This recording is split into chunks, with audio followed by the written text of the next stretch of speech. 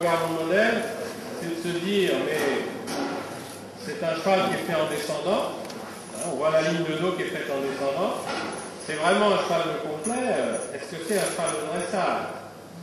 En plus, on a l'impression qu'il est un petit peu court dans ses antérieurs, c'est une expression que j'ai déjà employée, par rapport à ce qu'on voudrait voir pour avoir des chevaux qui bougeaient devant.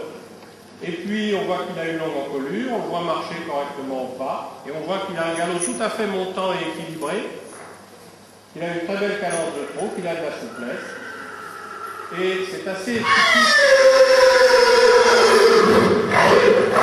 Et je crois que c'est assez typique de la race anglo-arabe de compenser par dans son fonctionnement des conformations qui ne sont pas tout à fait celles qu'on voudrait voir. On retrouve ça dans les traqueneurs russes, des fois ne sont pas très bien conformés et fonctionnent très bien.